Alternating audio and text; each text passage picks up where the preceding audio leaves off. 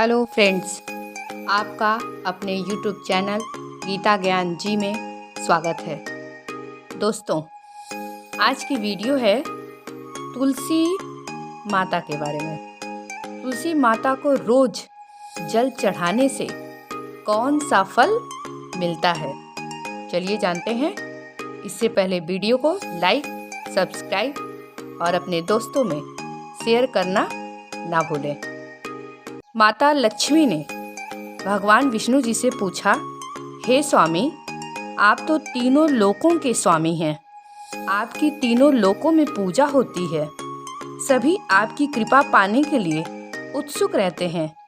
फिर भी आप इस तुलसी के पौधे की पूजा क्यों करते हैं? रोज जल क्यों चढ़ाते हैं? मैं इस तुलसी के पौधे को जल चढ़ाने का महत्व जानना चाहती हूँ।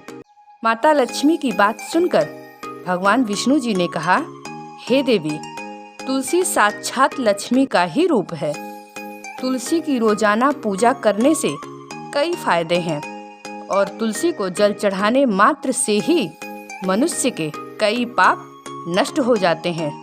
हे देवी, मैं एक कथा सुनाता हूँ। इस कथा के माध्यम से तुम्हें प्रश्नों के उत्तर मिल जाएंगे। विष्णु जी ने कहा, हे देवी, बहुत समय पहले की बात है। किसी नगर में एक ब्राह्मण रहता था। उसका जन्म ब्राह्मण कुल में हुआ, लेकिन उसके कर्म नीच प्रवृत्ति के थे। वह ब्राह्मण हमेशा ही झूठ बोलता और गलत तरीके से पैसा कमाता था। उसका मन हमेशा बुरे कर्मों में ही लगा रहता था। उसने अपने जीवन में कभी भी पुण्य का काम नहीं किया और शास्त्रों का अध्ययन भी नहीं किया। वह ब्राह्मण कुछ खरीदने के लिए एक नगर में पहुंचता है। उस नगरी के पास गंगा नदी बहती है और उस नदी में स्नान करने के लिए दूर दूर से लोग आया करते थे। फिर वो ब्राह्मण गंगा किनारे एक आश्रम में ठहर जाता है। उस आश्रम में अनेक विद्वान ब्राह्मण प्रतिदिन पुराणों का पाठ तथा भगवान की भक्ति में लीन रहते थे। वह ब्राह्मण भी ढोंग करता हुआ उनके साथ एक रुक गया और उसे भी भगवान का नाम लेने का अवसर मिल रहा था। वह उसी स्थान पर कुछ दिनों के लिए रुक गया। वहां पर आए हुए लोगों ने गायों का पूजन करके ब्राह्मणों को भोजन कराया, तो उस ब्राह्मण ने भी उनके साथ बैठकर भोजन किया और भगवान का प्रसाद ग्रहण किया। उस आश्रम में एक तुलसी का पौधा था। वह ब्राह्मण जाने अनजाने में उस तुलसी के पौधे में पानी डालता था। उसके मन में कोई विचार नहीं था कि वो क्या कर रहा है। ब्राह्मण प्रतिदिन सुबह उठकर तुलसी के पौधे में पानी डाला करता था।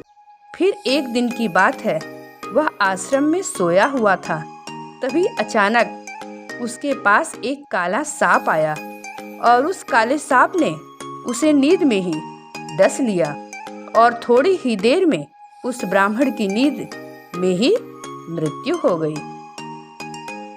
और जब सुबह दूसरे ब्राह्मणों ने उसे इस अवस्था में देखा, तो उन्होंने उनके मुख में तुलसी पत्र और तुलसी का जल डाल दिया।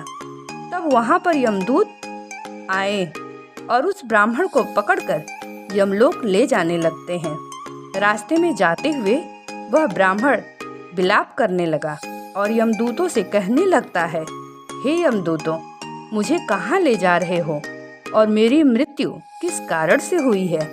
तब यमदूत कहने लगे, हे ब्राह्मण, तुमने जन्म से लेकर मृत्यु तक बहुत पाप किए हैं और तुम्हारे पापों के कारण ही तुम्हें काले सर्प ने डस लिया है, जिसकी वजह से तुम्हारी मृत्यु हो गई है।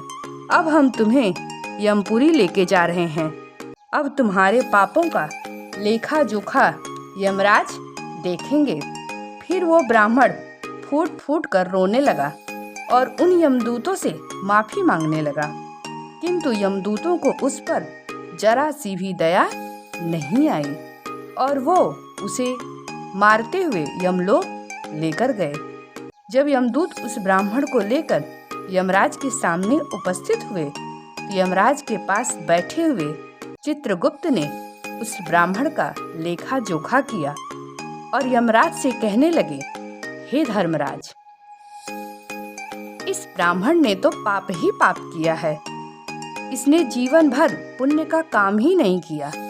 इसे तो हमेशा के लिए नरक में डाल दिया जाए। फिर यमराज कहते हैं, हे यमदूतों, जीवन भर पाप करने वाले इस ब्राह्मण को उठाकर ले जाओ और इसे नरक में डाल दो।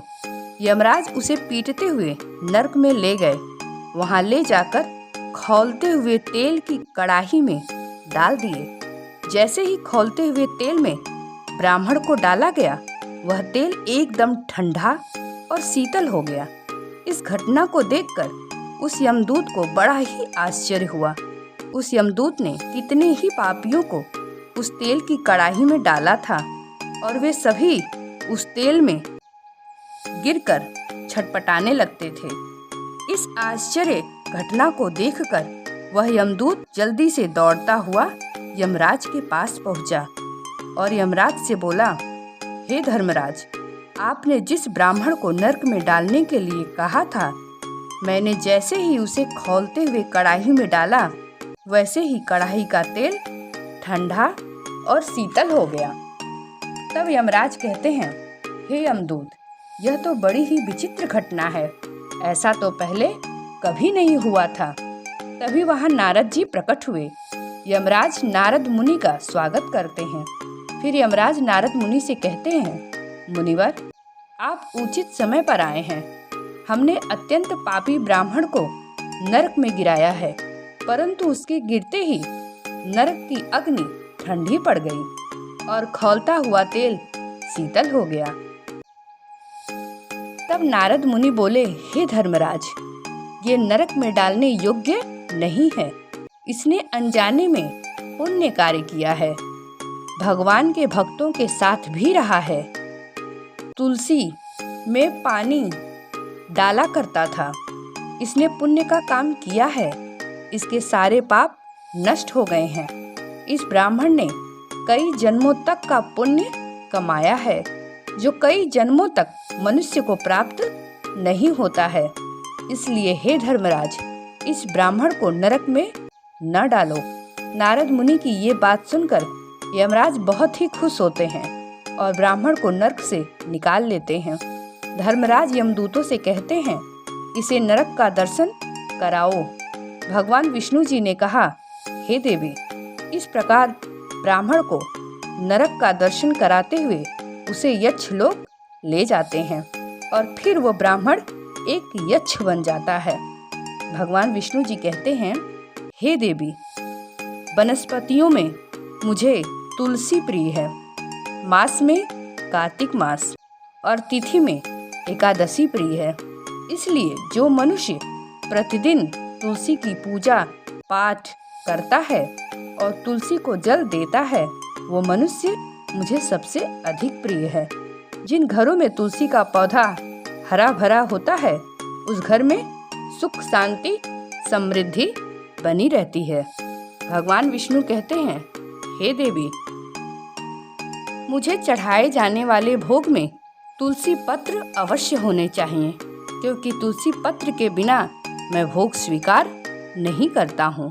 तुलसी केवल एक पौधा नहीं है, बल्कि वह एक देवी है, अर्थात मेरी पत्नी। इसलिए तुलसी को चुनरी अवश्य ही चढ़ानी चाहिए। इससे पति पत्नी में विश्वास और प्रेम बढ़ता है। घर में रहने वाली महिलाएं सदा सुहागिन और सौभाग्यशाली रहती हैं। तुलसी का विवाह भी अवश्य कराना चाहिए। इससे मनुष्य के सभी दुखों का अंत होता है। तुलसी के पौधे के पास दीपक जलाने के बाद दीपक को वहां से हटा देना चाहिए, क्योंकि तुलसी के नीचे बुझा हुआ दीपक रखना अशुभ माना जाता है। दोस्तों, अगर वीडियो अच्छी लगी हो तो प्लीज़ शेयर ज़रूर करें। धन्यवाद।